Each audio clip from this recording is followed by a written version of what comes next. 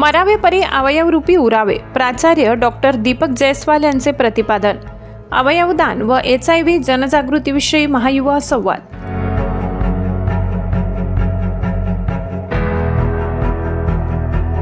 कला वाणिज्य व विज्ञान महाविद्यालय नवापूर येथील राष्ट्रीय सेवा योजना विभाग व रेड रिबन क्लब यांच्या संयुक्त विद्यमाने अवयवदान व महायुवा संवाद या विषयावर जनजागृतीपर कार्यक्रमाचे आयोजन करण्यात आले.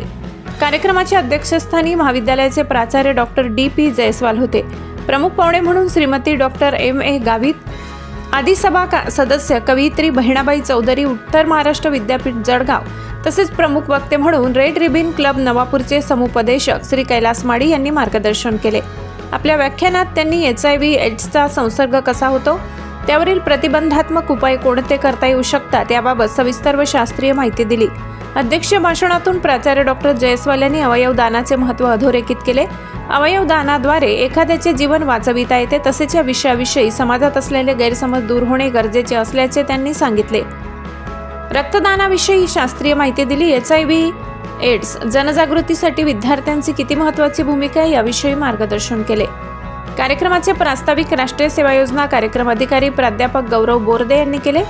पाहुण्यांचा परिचय डॉक्टर SB महाजन यांनी करून दिला. सूत्रसंचालन प्राध्यापक विनायक वसईकर यांनी केले, तर आभार प्रदर्शन डॉक्टर श्रीमती छाया गावित यांनी केले. या कार्यक्रमाच्या यशस्वीतेसाठी प्राध्यापक गौरव बोर्दे, प्राध्यापक विनायक वसईकर, प्राध्यापक छाया गावित, डॉक्टर श्रीकांत महाजन, प्राध्यापक प्रदीप गावित व डॉक्टर सुनील पवार यांनी विशेष परिश्रम घेतले. कार्यक्रमाचे अध्यक्ष माननीय डॉक्टर दीपक जयस्वाल सर, उपप्राचार्य आदरणीय doctor Manda Gavit madam, Gaurav Borde sir, Chhaya Gavit madam, Sunil Pawar sir, Mahajan sir, Vasaikar sir, Pradeep sir. मी काही नवीन नाही आपल्या कॉलेजला, मी दरवर्षी येत असतो. मी परका मानत नाही, माझी ऋणानुबंध आहे त्या कॉलेजशी. सुरुवातीपासून जसं मी सर्व्हिसमध्ये आलो तसं आधीपासून मी येतो आहे आणि आपल्या मुलांशी मी चर्चा करत आहे, आपल्या विद्यार्थ्यांची. तुमच्याशी म्हणजे पीएल लेवलला किंवा समवयस किंवा समविचारी लेवलला आपला संवाद साधला गेला पाहिजे. त्यासाठी रेड रिबन क्लब सर बोलतीलच त्याच्यावर. तर हा जो HIV हा जो आजार आहे आपण त्याच्यावर चर्चा करणार आहोत. तर सर्वात पहिले तुम्हाला माझी विनंती राहील, आपल्याला जे प्रश्न असतील मनामध्ये सेक्स विषयी असेल, कसाही प्रश्न असू द्या, तुमच्या भाषेत लिहून पाठवा, वल्गर भाषेत लिहून पाठवा. मी तुम्हाला कन्वर्ट करून शास्त्रीय भाषेत तुम्हाला समजेल असा शास्त्रीय भाषेत तुम्हाला तुमच्या प्रत्येक शंकेचे निरसन तिथे करण्यात येईल. कारण अनेक प्रश्न आपल्या मनामध्ये राहून जातात आणि हा जो विषय आता ही जी मंडळी आहे माझ्यासोबत, माझे भाग्य आहे मी यांच्यासोबत बसलो आहे, ती खूप उच्च शिक्षित लोक आहेत आपले सगळे सर मॅडम. यांना माझ्यापेक्षा खूप जास्त पटीने ज्ञान आहे, सायन्सचे प्राध्यापक आहेत सगळे. पण हे तुमच्याशी संवाद साधू शकत नाही, कारण पुढील शिक्षणाच्या नात्याला एक मर्यादा येऊन जाते आणि या मर्यादेपोटी ते लैंगिक शिक्षणाविषयी किंवा HIV विषयी आपल्याशी ते संवाद साधू शकत नाही. आणि तुम्ही त्यांना आदरयुक्त भीतीपोटी विचारू शकत नाही किंवा त्यांनी जरी ठरवलं तुमच्याशी बोलायचं तुम्ही कम्फर्ट नसत त्यांच्याशी प्रश्न विचारायला किंवा बोलायला. माझा जो जॉब आहे समुपदेशक म्हणून समान पातळीवर उपदेश करणे, म्हणजे मैत्रीपूर्ण संवाद तुमच्याशी साधणे, जेणेकरून तुम्हाला तुमचं मन मोकळं होईल आणि तुमच्या मनातील प्रश्न हे सुटतील या विषयाविषयी. कारण तुमच्याशी कोणीही कधी या विषयावर बोलायला येणार नाही. फक्त मी जे कसा व्यक्ती ऑथोराइज आणि रिस्पॉन्सिबल पर्सन आहे या विषयावर बोलायला शासनाने माझी नियुक्ती केली, म्हणून मला पगार मिळतो या कामाचा, म्हणून मनमोकळेपणाने तुमच्याशी चर्चा करा.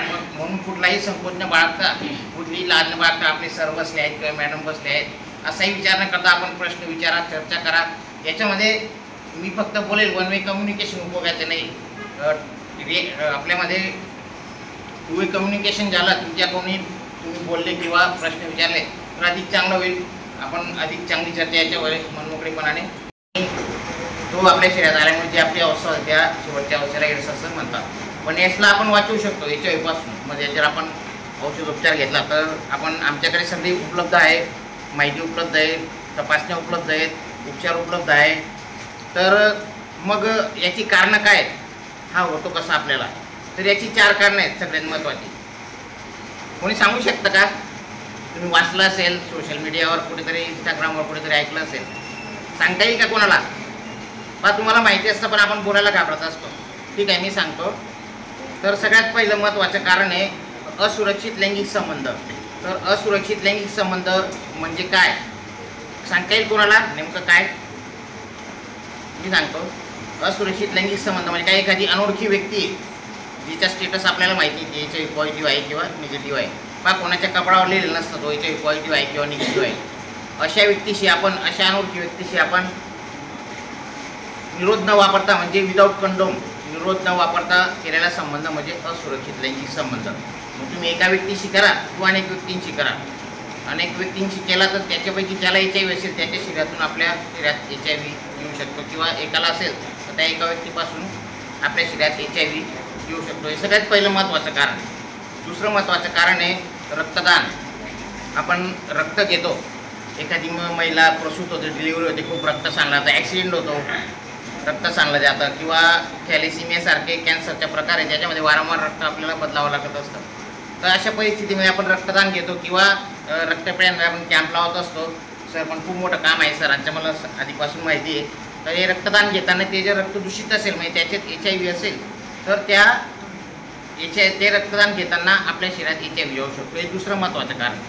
तिसरं आहे दूषित सुया आणि सिरिंजेस. आपण इंजेक्शन घेतो पण इंजेक्शन सगळ्यांनी घेतलं असेल आतापर्यंत. तर जेव्हा इंजेक्शन घेतो ते वापरले जर का असेल सुई आणि सिरिंज, समजा मी HIV पॉझिटिव्ह आहे आणि माझी सुई आणि सिरिंज परत तुम्हाला वापरली तीच, तर त्याच्यातून तुम्हाला तुमच्या शरीरात HIV जाऊ शकतो. हे तिसरं महत्त्वाचं कारण.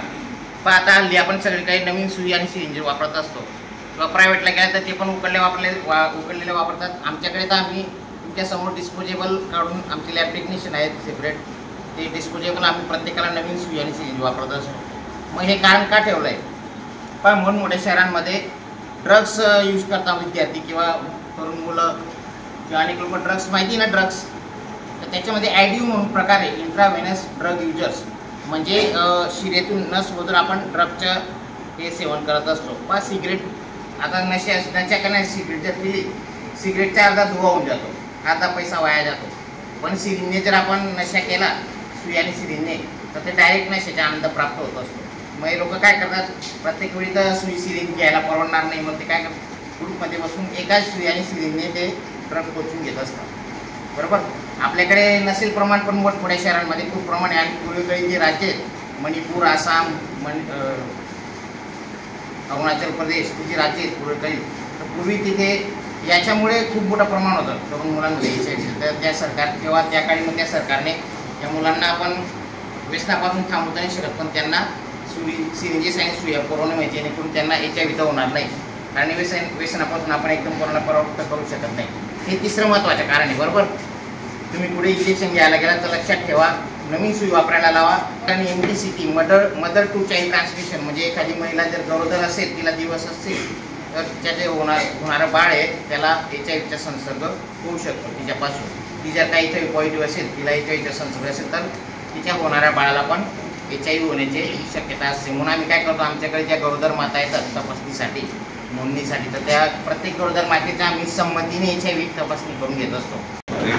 समन्वयक माझे मित्र कैलास माई सर. मित्रांनो, आज दोन विषयावर आपण थोडंसं बोलणार आहोत. पहिला विषय जो आहे तो म्हणजे HIV. जसं अतिशय सखोल मार्गदर्शन आपल्याला कैलास माई सरांनी केलेलं आहे. HIV कशामुळे होतो, का होतो, पण मी माझे विद्यार्थी म्हणून तुम्हाला आज आव्हान करू इच्छितो की आपल्याला कुठलाही आजार होऊच द्यायचा नाही. राईट ऑर रॉंग आहे ना? कारण शास्त्रामध्ये किंवा मेडिकल क्षेत्रामध्ये एक म्हण अशी आहे की prevention is better than the cure.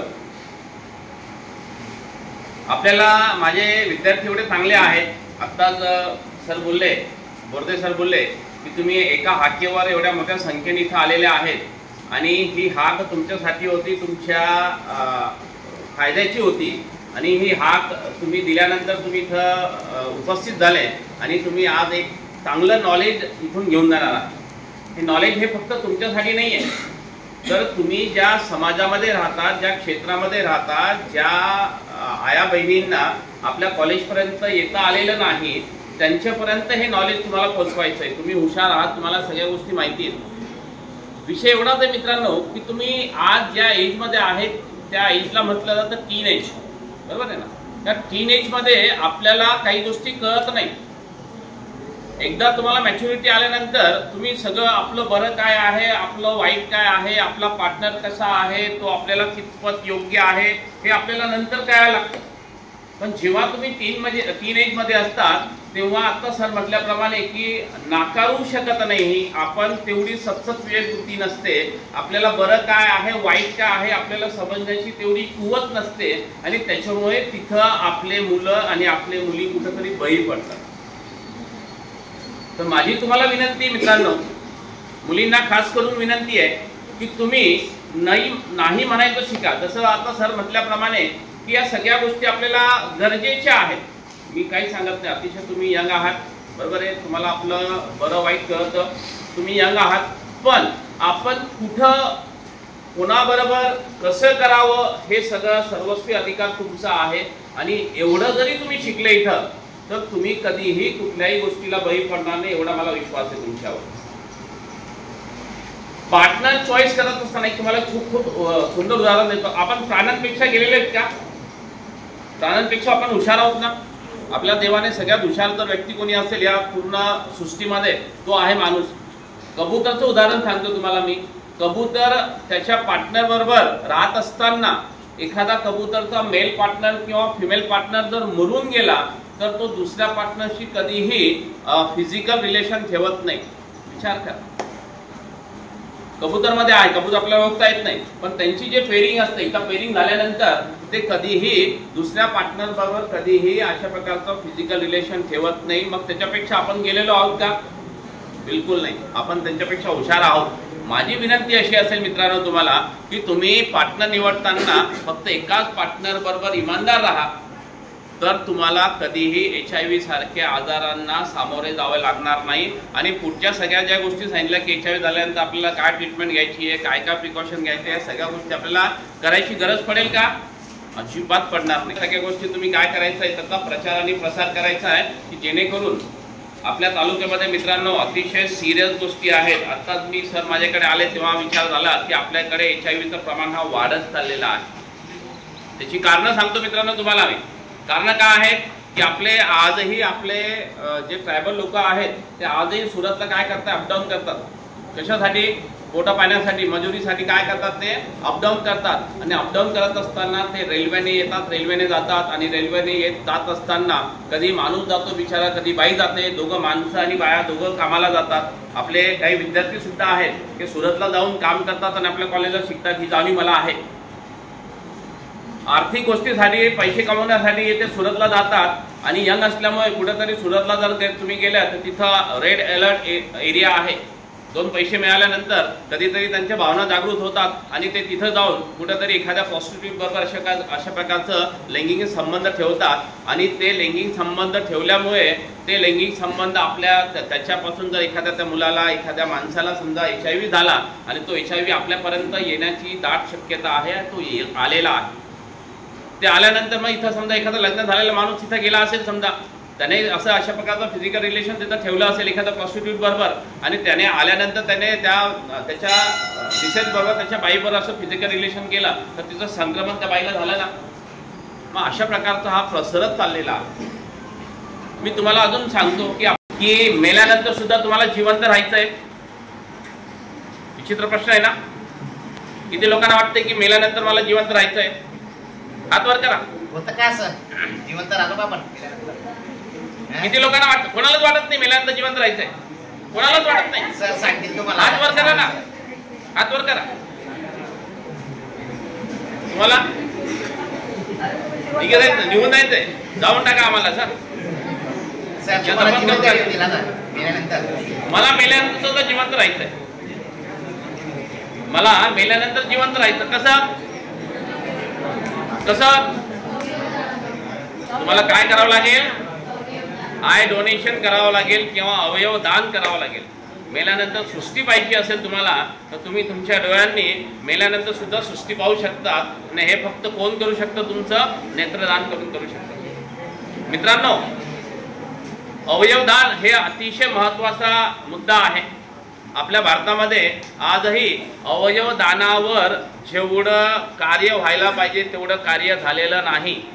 आज आपल्या भारतामध्ये 10 लाख व्यक्ती मेल्यानंतर फक्त 0.8 लोक अवयवदान करतात. किती? 0.8. 10 लाखामध्ये एक माणूस सुद्धा करत नाही. आणि ते अमेरिका असेल, जपान असेल, हाँगकाँग असेल, तर तिथं 1 लाख माणसं जर मरत असतील तर त्या 1 लाख माणसामध्ये 50 लोक त्यांची अवयवदान करतात. मी माझं उदाहरण सांगतो मित्रांनो. मी माझं देहदान करणार आहे. त्याच्यानंतर एक अंकिता श्रीवास्तव नावाची एक मुलगी आहे. त्या अंकिता श्रीवास्तवने 1914 मध्ये तिच्या आईला लिव्हर डोनेट केलं. किती? तिच्या लिव्हरचा 70% भाग हा तिच्या आईला देऊन टाकला. तिच्या आईला लिव्हर कॅन्सर होता. तिच्या आईचं सगळं लिव्हर काढलं गेलं आणि त्या आईचं लिव्हर त्याने काय केलं, त्या मुलीने 1914 मध्ये तिच्या आईला दिलं. आता इथं तुमच्या डोक्यामध्ये प्रश्न असा असेल की 70% लिव्हर दिल्यानंतर ती जिवंत होती का? 100% जिवंत आहे. ती जिवंत नव्हती. आता लिव्हरची अशी विशेषता आहे मित्रांनो, यकृताची अशी विशेषता आहे मित्रांनो की लिव्हर डोनेट केल्यानंतर तो रिजनरेट होतो, परत नवीन तयार होतो. आणि तो 4-5 वर्षामध्ये तो जो डोनेट केलेला लिव्हर होता तो रिजनरेट झाला. आणि रिजनरेट झाल्यानंतर तिने 1919 मध्ये 2019 मध्ये तिनं ऑलिम्पिकमध्ये एक ट्रान्सप्लांट लोकांची स्पर्धा होते. तिथं कमीत कमी 3000 लोकांनी, ट्रान्सप्लांट झालेल्या लोकांनी तिथं भाग घेतला. ऑलिम्पिक स्पर्धा असतं, ऑलिम्पिक असोसिएशन आहे ना, ती स्पर्धा तिथं ते ऑर्गनाईज करतं. तिने तिथं भाग घेतला. तिने स्वतःची कुवत सिद्ध केली आणि तिथं तिने 3 मेडल मिळवले. एक सिल्वर मेडल मिळवला तिने. एक 5 मीटरमध्ये तिने काय केलं, 5 किलोमीटर ती पळाली आणि 5 किलोमीटर पळाल्यानंतर तिला मेडल मिळालं नाही. पण दुसऱ्या याच्यामध्ये काय केलं तिने, 100 मीटरमध्ये तिने धाव्याच्या शर्यतीमध्ये तिने काय केलं, सिल्वर मेडल मिळाला. आणि तिने गोवा फेकमध्ये तिने गोल्ड मेडल मिळवलं. म्हणजे विचार करा की एखादी महिला, एखादी मुलगी, तुमच्या माझ्यासारखी एखाद्या मुलीने आईला डोनेटेड केलेलं लिव्हर आणि त्याच्यानंतर तिने तिथं स्पर्धेमध्ये भाग घेतला आणि 3 मेडल मिळवले.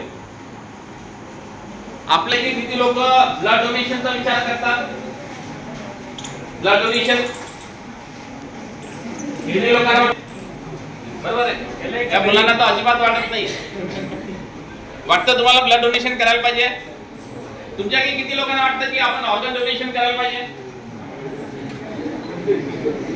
आपल्यामध्ये गैरसमज काय माहिती का?